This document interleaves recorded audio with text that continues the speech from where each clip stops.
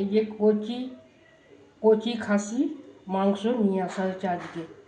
তারই ঝোলের ব্যবস্থা। এই যে আলু কেটে ভাজা হয়ে গেছে, ধোয়া গেছে, পটল ভাজা, বেগুন ভাজা, ঘরে পাতা টক দই, আদা ধুয়ে রেখে দিয়েছি, টমেটো ধুয়ে রেখে দিয়েছি, পেঁয়াজ কাটা হয়ে গেছে। এইগুলো এবার মিক্সিতে পিসবো, পিষে তারপরে যখন মাখাবো তখন আবার একবার আপনাদেরকে ডাকবো, দেখে নেবেন। আর কচি খাসির মাংসর ঝোল খেতে যে কি টেস্টি হয় না, সেটা করে খেয়ে দেখবেন। তারপর যে দেখেছেন চর্বিও দিয়েছে অনেকটা। এই যে চর্বি নেই গো, মেটে দিয়েছে, এটা মেটে, আমার বলতে ভুল হলে এটা মেটে। আর চর্বি নেই গো, চর্বি ছাড়াই আমরা আনি, ওই জন্য আমাদেরকে চর্বি দেয় না গো, বারণ করলে শোনে ওরা। এটা আজকে করবো দুপুরে, এটা মেনু। এটা আমরা সবাই মিলে ভাত দিয়ে, গরম গরম ভাত দিয়ে খাবো। আপনারাও এরকম ধরে করে, আর আমার সঙ্গে থাকবেন, সাথে থাকবেন, পাশে থাকবেন। আর আমাকে সাবস্ক্রাইব করতে যেন ভুলবেন না। যারা নতুন মুখ নিয়ে সাবিত্রী মুখার্জি রান্না করাতে আসছে, অবশ্যই যেন করবে।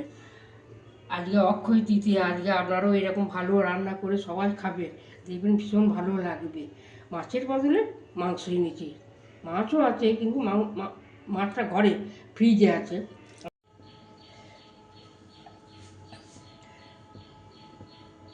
বলবো এতে আমার সব মাখানো হয়েছে, তখন যেগুলো আপনাদেরকে দেখিয়েছিলাম সেগুলো আমি সব মাখিয়ে নিয়েছি। টমেটো আছে, পেঁয়াজ, রসুন, আদা, জিরে, ধনে, সর্ষের তেল, নুন, হলুদ, ওইগুলো দিয়ে দই, লেবু, তারপরে ভিনিগার, ওই সব দিয়ে আমি মাখিয়ে রেখে দিয়েছি। এখন কিছুক্ষণ ওটা ভিজে তারপরে যখন ওটা চাপাবো কড়াইতে, তখন আবার আপনাদের ঘরে ডাকবো। এই দেখুন আজকে ছোটো খাসি মাংস নিয়ে আসা হয়েছে, 600 গ্রাম আছে। এইটাতে আমি দই, ঘরে পাতা টক দই দিয়েছি, ধনে, জিরে, আদা, রসুন, পেঁয়াজ, টমেটো, এই সমস্ত কিছু দিয়েছি। তার সঙ্গে একটু হিং দিয়েছি, কসুরি মেথি দিয়েছি, এইগুলোকে সর্ষে বাটা দিয়েছি, গোলমরিচ গুঁড়ো দিয়েছি, এইগুলো দিয়ে মাখিয়ে রেখেছি, ভিনিগার দিয়েছি, দিয়ে মাখিয়ে রেখে দিয়ে এখন আমি এইগুলো পোস্ট করে দিয়েছি। এইটা আমার দমে হবে এখন, মাংসটা আমার এখন দমে হবে, অনেক একটু সময় লাগবে। এরপরেতে আমি কষাতে জল, যেটা কাইটা মরে গেলে আমি প্রেশার কুকারেতে তখন চাপিয়ে দেবো। তারপরেতে ওটা সিমেতে হবে, খেতে দারুণ টেস্টে। হস করে সেই সিটি দিলাম, ওতে ভালো সিদ্ধ হয় না, সিমেতে চাপিয়ে দিই, খুব ভালো সিদ্ধ হবে। গোটা গোটা থাকবে পিসগুলো, অথচ নরম। এই পিসগুলো সব নরম থাকবে তখন। এখন আমি কষতে রেখেছি, নুন ঝাল মশলা সব দেওয়া হয়ে গেছে আমার, শুধু এবার গরম জল করে ওতে চাপিয়ে দিই।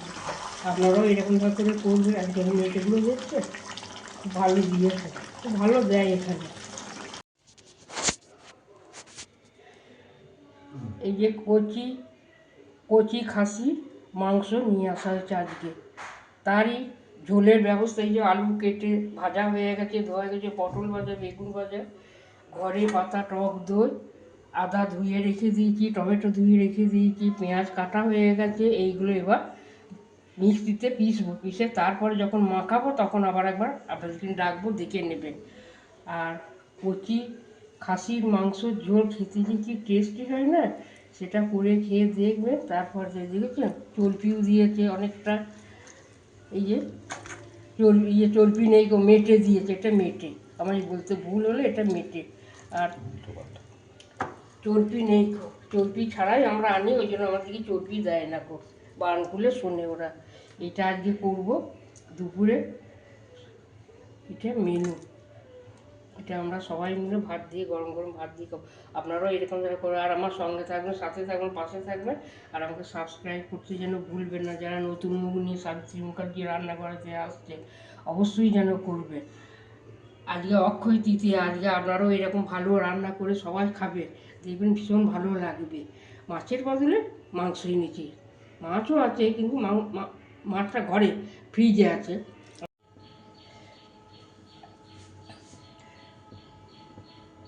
বলবো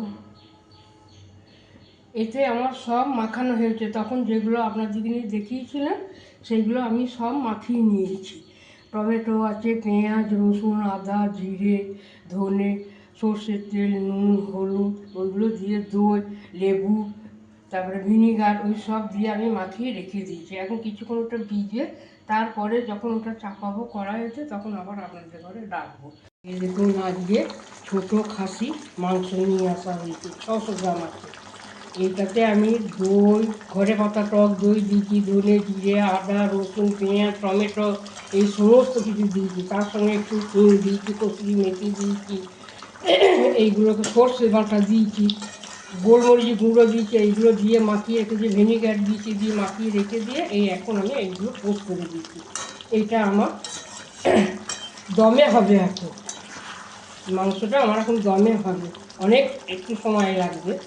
এরপরেতে আমি কষাতে জল, যেটা কাইটা মরে গেলে আমি প্রেশার কুকারেতে তখন চাপিয়ে দেবো। তারপরেতে ওটা সিমেতে হবে, খেতে দারুণ টেস্টে হস করে সেই সিটি দিলাম, ওতে ভালো সিদ্ধ হয় না।